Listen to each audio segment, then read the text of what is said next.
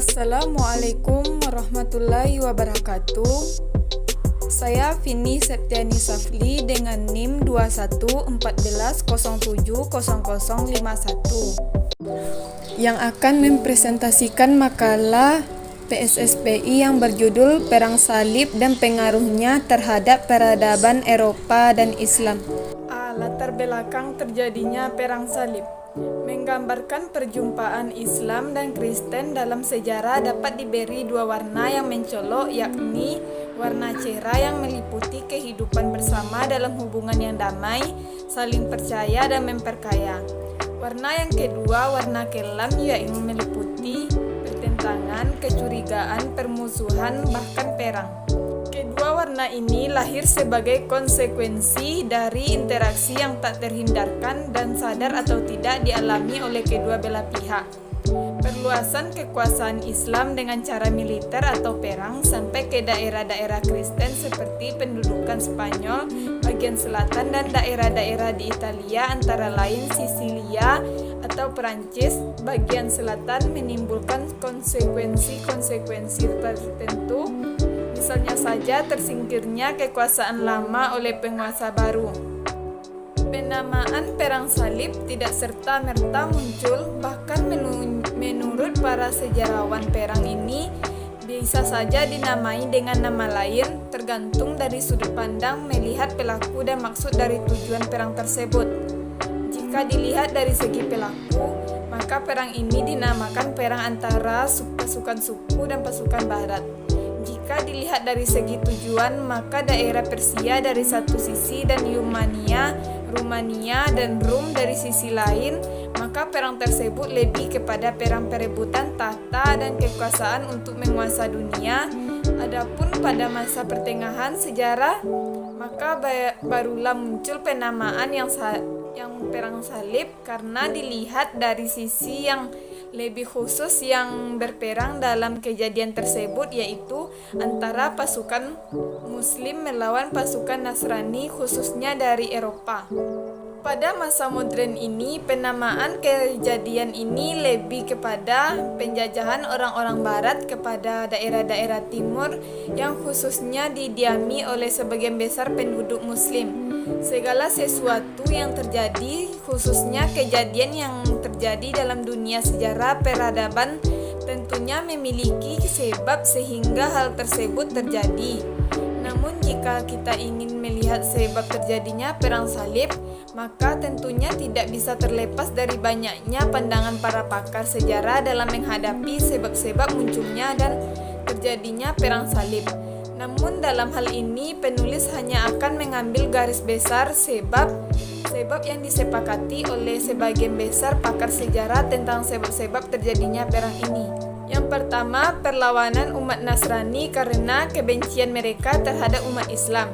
Kebencian umat Nasrani terhadap umat Islam muncul ketika daerah kekuasaan Roma Timur yang beribukotakan Konstantinopel yang didirikan oleh bangsa Roma yang kemudian daerah-daerah ini mereka jadikan sebagai pusat keagamaan Nasrani dan juga sebagai pusat politik, kemudian dikikis sedikit demi sedikit oleh umat Islam.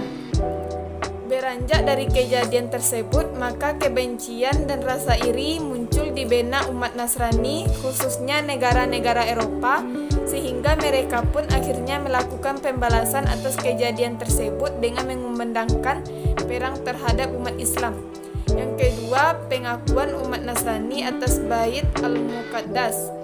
Sebab lain menurut para sejarah bahwa pada saat Arsenal melakukan ekspansi yang disebut dengan peristiwa Manzikar pada tahun 464 Hijriah atau 1071 Masehi, tentara Arsenal yang hanya berkekuatan 15.000 prajurit dalam peristiwa ini berhasil mengalahkan tentara Romawi yang berjumlah 200.000 orang. B. Sejarah Perang Salib.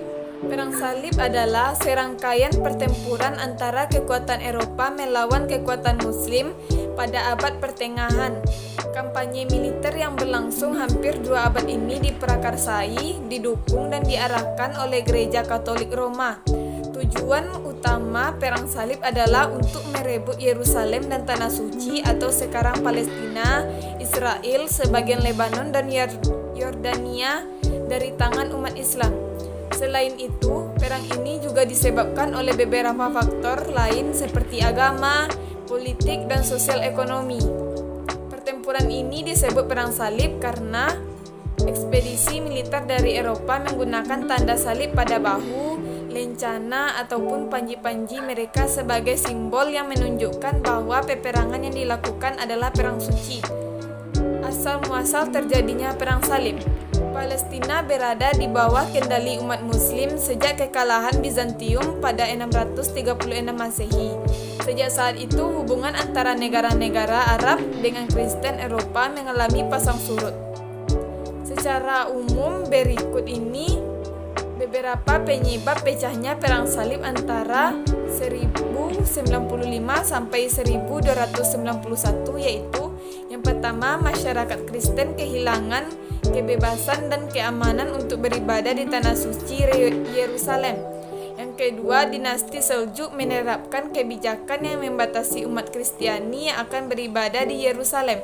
Yang ketiga, dinasti Seljuk menguasai wilayah-wilayah penting di Asia Kecil dan mengancam eksistensi Konstantinopel. 4. Adanya keinginan dari Bizantium Romawi Timur untuk mempertahankan penguasaan ekonomi perdagangan di Timur Tengah.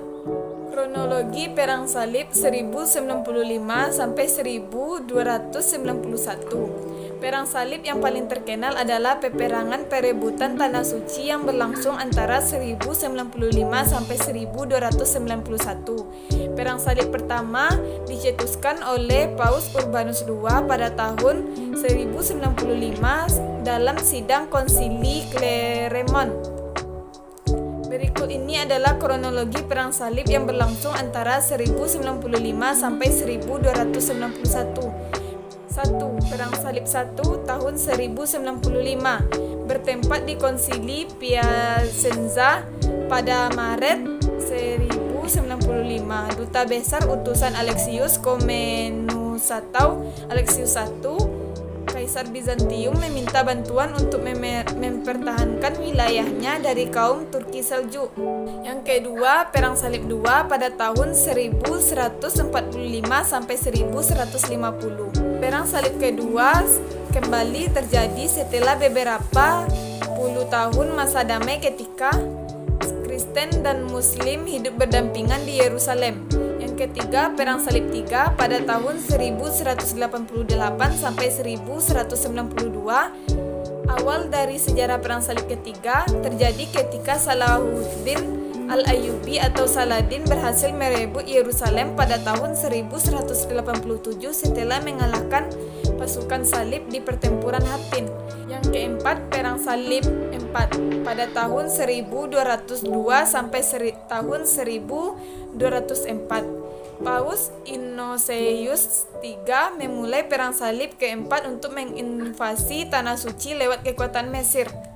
Yang kelima, Perang Salib V pada tahun 1217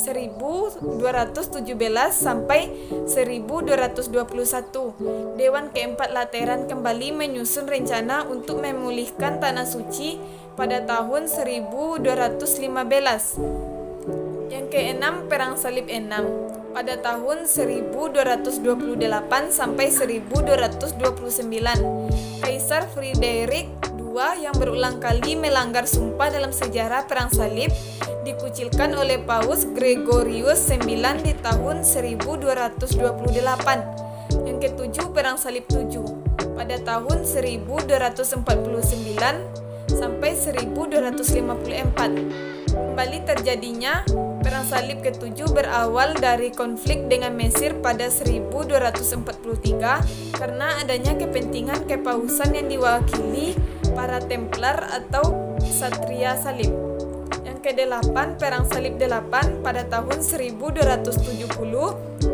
Louis IX mengatur Perang Salib ke-8 pada tahun 1270 dengan berlawar dari Aigues Mortes untuk membantu sisa-sisa dari negara wilayah tentara salib di Suriah.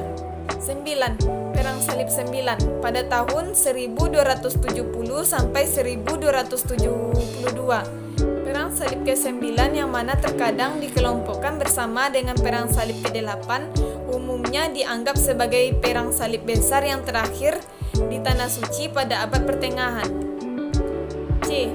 Perioderisasi Perang Salib. Yang pertama, periode pertama pada tahun 1095 sampai 1144 Masehi. Pada periode ini dapat dilihat bahwa dalam rangka memperoleh kemerdekaan umat Kristen yang akan berziarah ke Baitul Al-Maqdis, maka pada tahun 1095 Masehi. Yang kedua, periode kedua pada tahun 1144 sampai 1192 Masehi. Periode ini dikenal dengan periode reaksi umat Islam setelah beberapa tahun kekuatan umat Islam lumpuh. Yang ketiga, periode ketiga pada tahun 1192 sampai 1291 Masehi.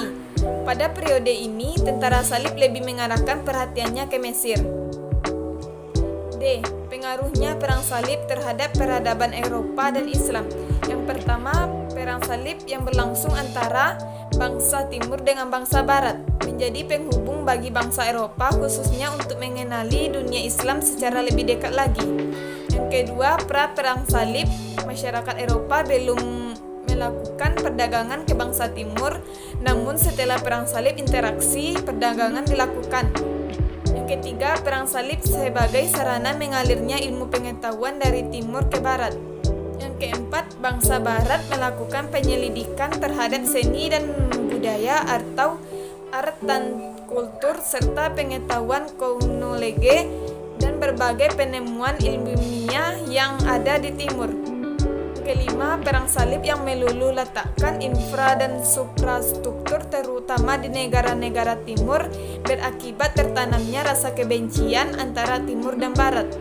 Yang keenam, pada awal kedatangan tentara salib, kondisi umat Islam tidak bersatu. Yang ketujuh, terjadi interaksi yang sangat intens antara Eropa atau kaum Frank dengan kaum Muslim di berbagai bidang seperti kebudayaan, ilmu pengetahuan, dan ekonomi. 8. Begitu pula di bidang ilmu pengetahuan, banyak pemimpin kaum Frank yang belajar bahasa Arab dan ilmu-ilmu yang lain. Menarik adalah terjadinya percampuran budaya antara kaum Frank dan kaum Muslim dan seni arsitektur. 9.